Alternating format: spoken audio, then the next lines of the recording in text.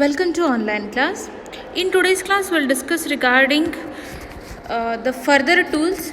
Means in the last class we have discussed regarding the different tools of problem solving. The first one was Six Sigma tools and the steps involved in Six Sigma tools.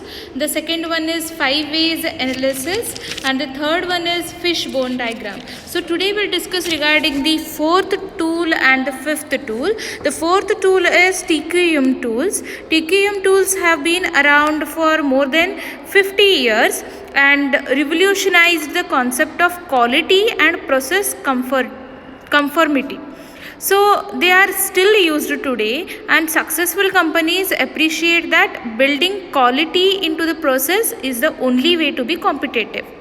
Okay, so quality control is the main point which the company will concentrate. So it is traditionally focused on 100% inspection.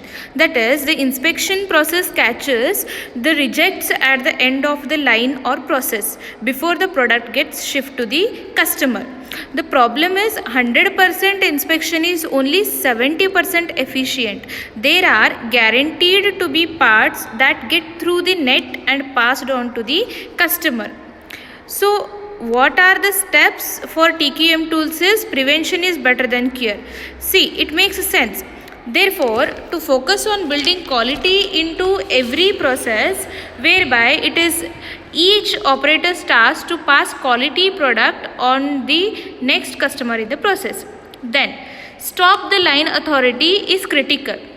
See, the operators should be able to stop production to highlight a fault, address that fault as a team, and then eliminate the issue, carrying on with production only when the issues has been resolved. Okay. Next is measuring process performance is also critical. That is, understanding real-time performance allows management and operators to address those issues and defects instantly or as close to this as possible. Then, TQM tools and their implementation capitalizes on the involvement of management, workforce, suppliers and even customers in order to meet or exceed customer expectations, building quality into the process.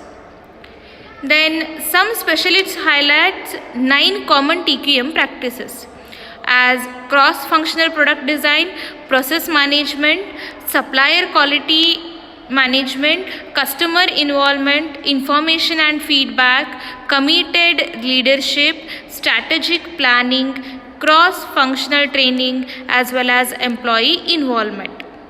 So effective TQM should be seen as not a system but a way of working which identifies quality problems before they happen, and on the odd occasion when issues and defects do arise, they are quickly identified, contained, so they are not passed to the customer, and then systematically it will be handled or eradicated to prevent reoccurrence. Okay, then what are the TQM tools? In true nature of preventing rather than curing problems, some of the most popularly used TQM tools are like checklists, fishbone diagrams, histogram charts, Pareto diagrams, PDCA cycles, which TQM is built around, and process flow charts, then process control chart. Okay, so this is regarding what TQM tools. The next tool is lean manufacturing principles. Lean manufacturing principles form the underpinning roadmap of lean. That means no plan can be achieved without a roadmap, a plan of action which supports clear guidelines and principles, and when they are incorporated, it will be known as a lean. The same applies, that is, lean manufacturing principles are derived from the Toyota production system, which includes 5 concepts. What are those concepts is understand the value stream. The first one is what? To understand the value in the eyes of the customers. Then understand the value stream. To understand the value of that particular stream. Then make the value stream flow.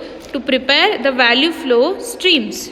Okay, then create a pull and continuously improve it. Then understand value in the eyes of the customers. Okay, all businesses must delight customers in order to retain their own customer base and indeed create competitive advantage.